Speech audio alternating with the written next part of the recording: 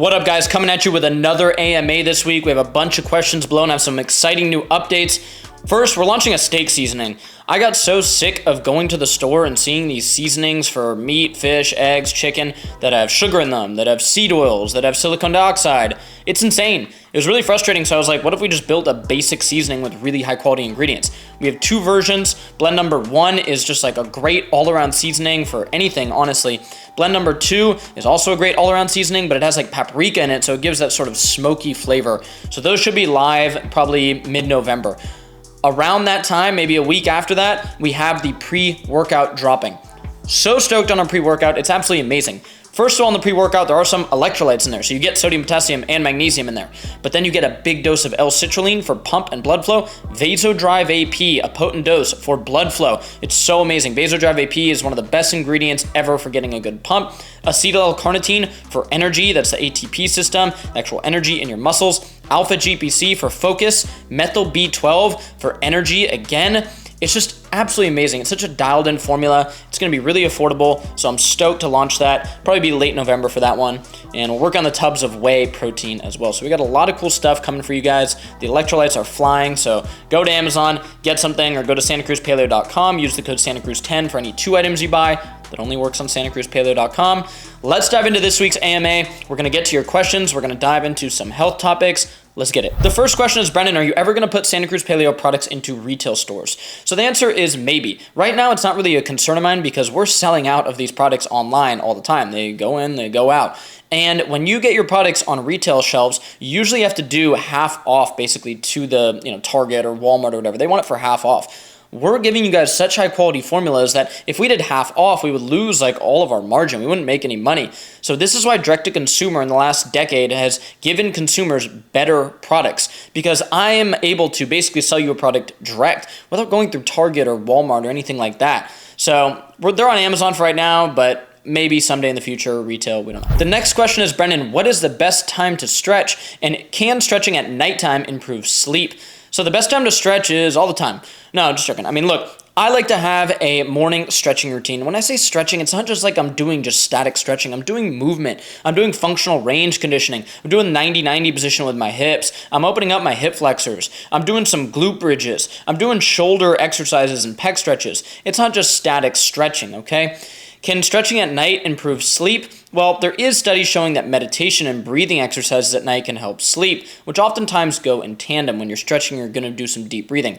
I love doing some stretches before I go to bed. It helps my nervous system relax. So I would say, yes, stretching can improve sleep. What I would do is have a morning stretching routine and a nighttime stretching routine and make that nighttime routine a bit more relaxing, wind down. The next question is, Brennan, which body wash and shampoo do you recommend? So the reason you don't want to use conventional body washes and shampoos is they have some extremely toxic ingredients. You're talking ingredients that can lead to cancer, that are just horrible. I really don't get how some of these companies put those ingredients in your body wash and shampoo and tell you to use them. Your skin is your body's largest organ. You can absorb that stuff. So what I do for shampoo is I don't really use shampoo that often. I'm mostly just using water. But Lance Baker, my homie, makes a really clean shampoo at Base Body Works. That's a good shampoo right there. For body wash, I use Dr. Bronner's usually. Dr. Bronner's has extremely simple ingredients and it's very affordable. You only need a little bit and you rub it in and just lather that up. It's only made with like oils, like olive oil and stuff like that. It's really good for your skin and it smells pretty good. The next question is, Brennan, who is your favorite surfer? So my favorite surfers are the ones of mine that are friends that are pro surfers. You got Tanner Waite, aka Beach Cowboy. You got Kei Kobayashi, who's this Japanese pro surfer. So those are my favorite surfers for sure. But like, if you want to go like the elite pro surfers, Mick Fanning and Nat Young have always had styles that I've just loved. If you look up Nat Young, he's this dude from Santa Cruz that has this backhand snap on a wave that's insane. So I love watching pro surfing. It's really, really fun to watch.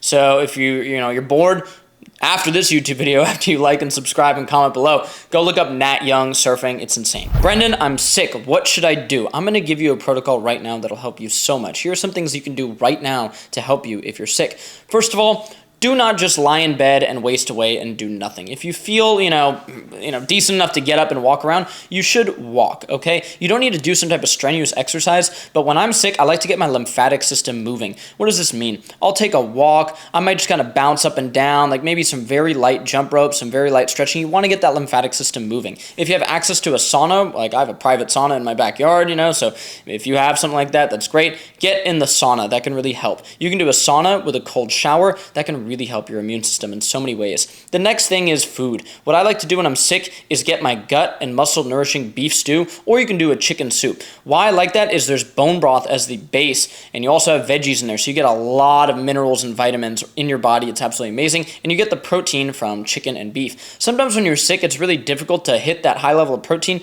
Don't worry about that. If it's just a few days, you're going to be fine. Another food I really like to throw in when I'm sick is a little bit of Greek yogurt. Probiotics help your immune function, and Greek yogurt's also really rich in protein. So some Greek yogurt with some local raw honey, which is another food that can help your immune system, that's a really good addition right there. I like sipping some hot tea if I ever get sick and my throat hurts. The last time I got sick was, the big thing that went around 2 years ago. And I was only sick for about a day or two, guys. So having a good immune system is important, but it doesn't mean you're never going to get sick. Actually, if you never get sick, that's a concern. It means your immune system might not be functioning properly. But when you do get sick, it should only be a few days. Get good sleep, take magnesium, take vitamin D, and you'll be better in no time. The next question is, Brennan, would you ever come out to New York City? We've been getting hit up with this a lot. I think I did that meetup in Sunnyvale, and New York City is definitely one of the cities that's been most requested. Makes sense, there's a lot of people there. So we are going to try to come out to New York City in 2024, and we'll do a meetup. We'll give away, a bunch of cast iron pans and soccer balls and products and all that type of stuff. So I'll keep you guys posted on that, but it'll probably be later in 2024. The next question is, Brennan, when should I start dating? I mean, look, if you're really young, if you're talking I had a girlfriend when I was 11 years old, guys, it's not a real girlfriend, but I think it's totally fine, but you shouldn't really be taking it that seriously if you're young. I think it's normal when you're in high school. Everyone takes their high school relationships very seriously. I think that's just a normal human inclination that happens, but if you're watching this right now and you have a bit of perspective, just know that it's not that serious. It ain't that deep. Trust me, as somebody who's older, people don't really look back on those as something that's extremely serious. So when should you start dating? I don't know, man. Whenever. The next question is, Brennan, when are you going to release your Santa Cruz Paleo t-shirts? So you probably see me wear those in some of my videos.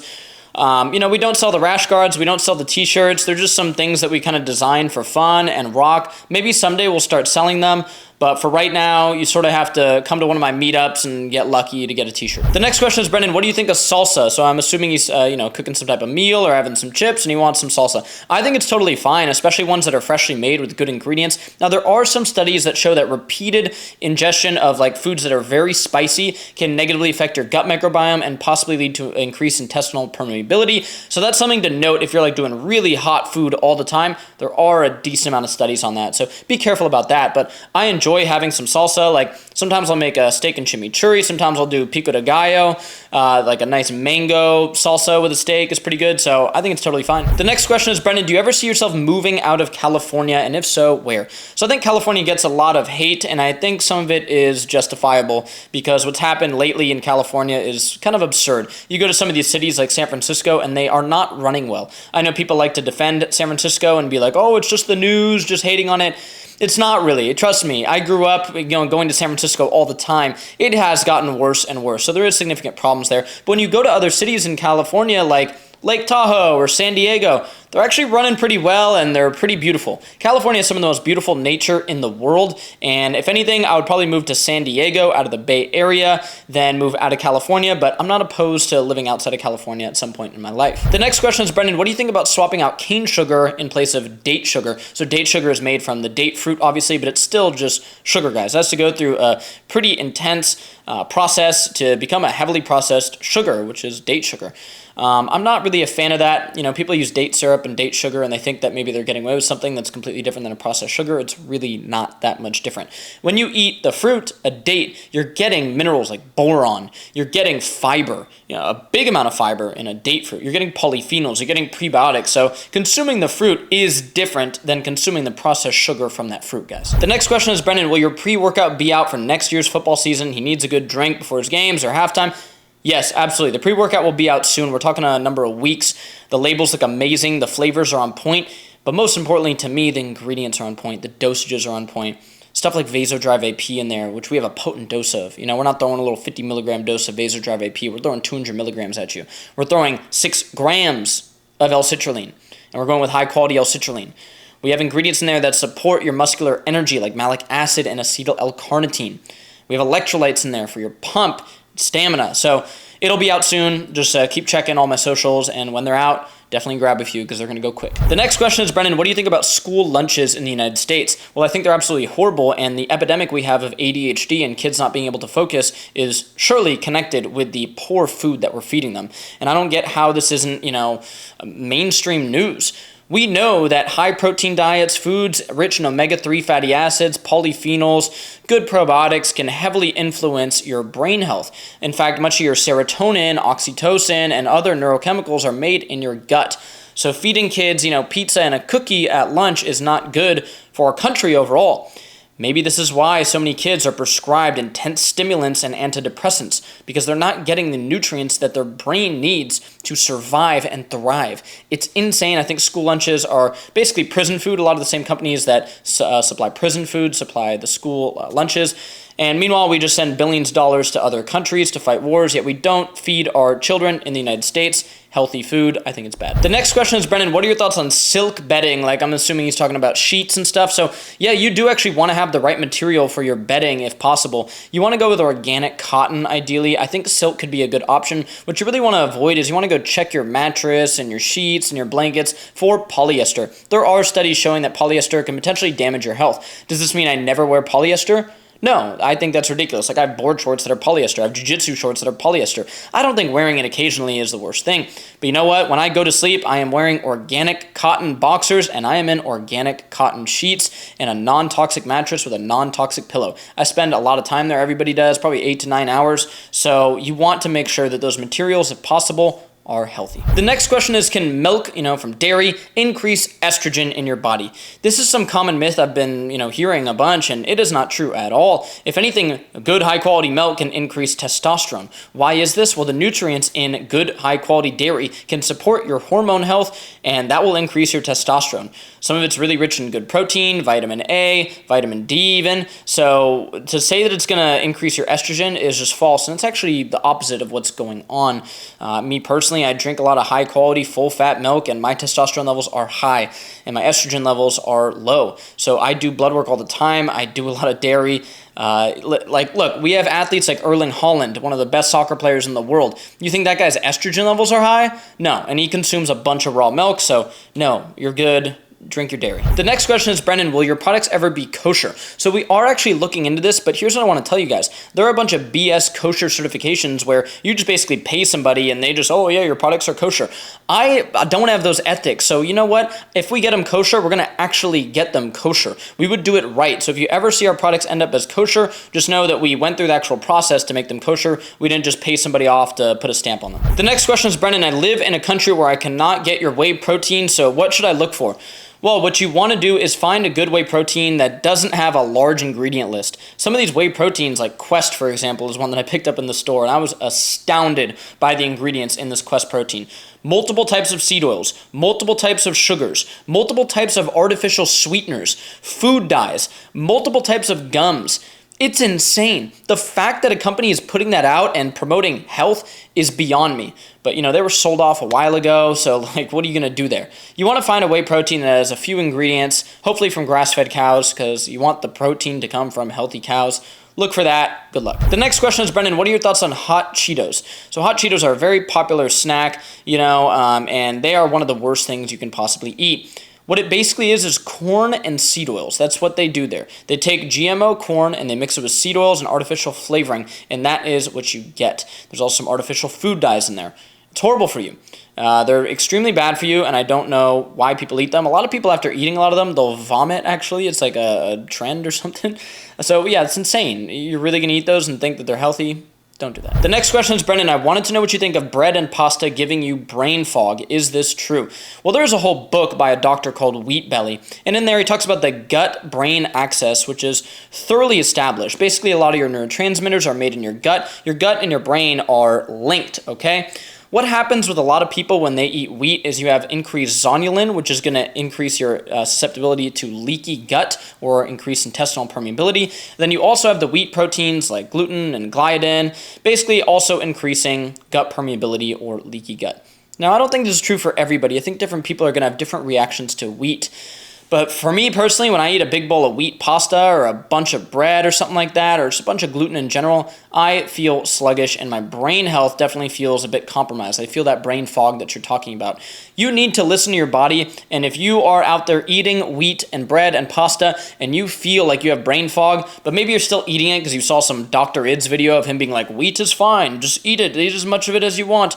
Look guys, wheat can mess you up. It doesn't mess everybody up, but it can mess you up. So if you're eating it and you don't feel good, try cutting it out for 30 days. See how you feel. The next question is, Brennan, aren't there as many fake olive oils as there are fake avocado oils? So we saw this news article going around with avocado oils, a lot of them being cut with seed oils. And that was definitely concerning. But the same thing does happen with olive oils. I picked ones up off the shelf that actually say on it, but in very small letters, cut with canola oil or soybean oil, olive oil mix. This is horrible, and this is very deceptive by these, companies that put on big letters in the front olive oil, but then in tiny little letters in the back, oh yeah, we use soybean oil.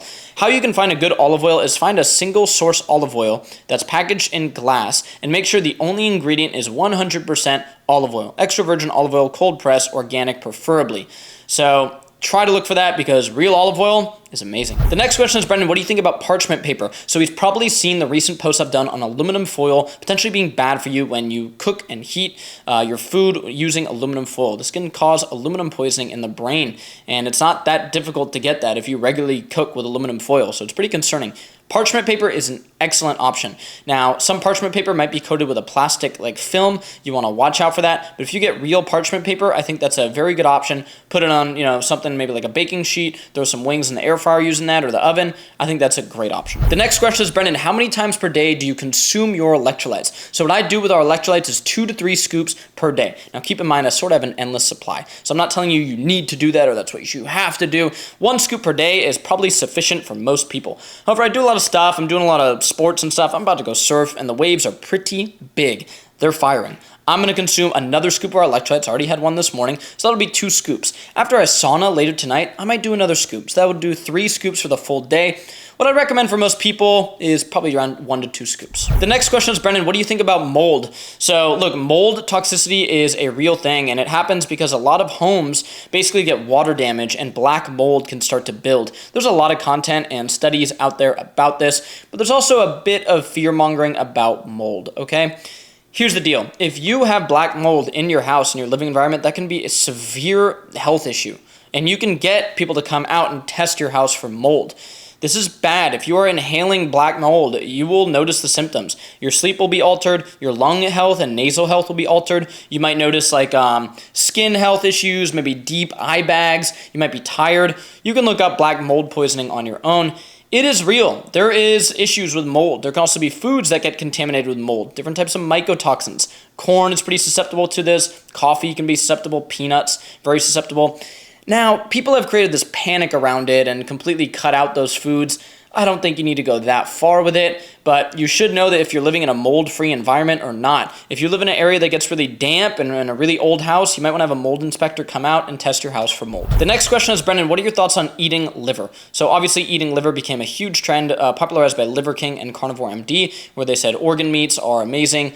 And you know what? They're right there. Organ meats are amazing for you. But the reason I don't really eat raw liver daily, of course I've done it a few times, here and there, it's kind of fun, is that raw liver just doesn't taste great. It's not a great tasting food. It's extremely nutrient dense, but it's not something I find very appetizing. So what I do instead is I get this beef from Perennial Pastures. And if you want to try it out, you can use the code Santa Cruz. It isn't even an ad, but it's just the truth of what I use. They have something called their Ancestral Blend. What is in there is grass-fed, grass-finished ground beef heart, and beef liver. So it doesn't have that crazy taste because it's sort of cut with the beef, yet you're getting a pretty good dose of beef heart and beef liver.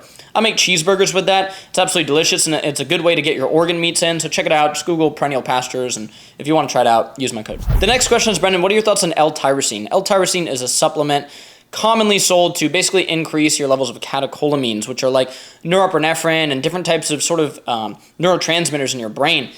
I would be a little bit careful with L-tyrosine. It's pretty potent. If you're taking large doses of this, it can definitely make you feel a certain way.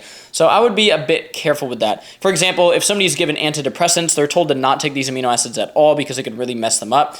So if you are using it for something specific and you've researched it and you kind of have it dialed in, I think it's totally fine to take as a supplement, but I would be very careful with it. The next question is, Brendan, what are your thoughts on kratom? So kratom is the supplement that's become very popular basically as a pain med alternative, and people tout it for all types of stuff. It grows typically in like Indonesia and different areas, and people have made this stuff popular, and I think it's sort of unfortunate. Why? It can damage your liver health. To say that there's just some, panacea of health and, oh yeah, just take this stuff, it gives you energy or it relieves pain. I've taken it to experiment with, years ago just to like see what all the hype was about, and it is extremely potent. It's powerful. It isn't something to be messed around with, and it has been shown that it can damage your liver health. What I found interesting with it was like, basically I was like, I could keep this stuff around for if I ever get severely injured. I could use it in place maybe of a pain med, but it's not something I would take every day like some people are doing, or as a health supplement at all. So yeah, let me know your thoughts below. The next question is, Brennan, does your ancestral diet exclude Asian cultures because they've been eating soy for thousands of years? So listen, when I talk about an ancestral diet, guys, I'm talking about what we have eaten from 1.4 million years ago as Homo erectus, Homo habilis, to 200,000 years ago as Homo sapien. We've only been eating soy for not that long in the grand scheme of human history, maybe 10,000 years. That is this in human history. I'm talking about what we ate for this. Okay? And look, I'm not completely opposed if you want to eat a little bit of soy here and there. I would not make it a significant part of my diet because I don't think soy isoflavonoids, which have been shown in animal studies to increase estrogen and maybe increase breast cancer. I know those are animal studies and it hasn't been proven in humans. I don't want to take that risk for soy protein. I don't think soy protein is appetizing. I don't like how I feel after I eat it. If you eat a soy burger and you feel great, go for it. I don't think eating a little bit of soy sauce or some soybeans is going to throw off your estrogen levels or anything like that, but it's not something I want to include as a base of my diet. Let me know below what you think. The next question is, Brennan, what is your ethnicity and do you speak Spanish? So I did a post recently where I was speaking Spanish and a lot of people were like, what is going on? How does he speak Spanish? I'm not Mexican at all. My mom was born in India and my dad is Irish German. So I am half Indian, a quarter Irish, and a quarter German. The reason I can speak Spanish is, one, I lived in Mexico for a year when I was 11 years old to 12 years old. Very random. We had some family friends that moved there for a year, and we went with them. So I learned a lot of Spanish there. And now my girlfriend is fluent in Spanish and English, and so I practice a lot of Spanish with her. So that's why my Spanish is, decent. Es más o menos. Hablo un poco. I speak a little bit of Spanish, and that's why in some of my videos, I want to do more of that content because I think people really like it. The next question is, Brendan, do you have any recommendations for aftershave? So I wouldn't use one of these alcohol-based aftershaves. I don't get how throwing one of those on and that really like shocks and dries the skin out so much is good for you. What I would do is after you shave is get some beef tallow and use that as a moisturizer. That is what I do after I shave. It's amazing. So if you want to try our beef tallow out, just Google Santa Cruz Paleo beef tallow, give it a shot. But that is it for this week's AMA. I'm going to go surf. The waves are pretty big this week. We're talking 8 to 10 foot waves soon. So the swells are heating up, and I'm going to try to push myself and surf some good sized waves, do some content on that. We have some amazing stuff coming on YouTube, so make sure you're subscribed, leave your comments below, and if you want to try out some of our products, go to santacruzpaleo.com or type Santa Cruz Paleo into Amazon. Much love. Let me know your questions below for next week. Peace.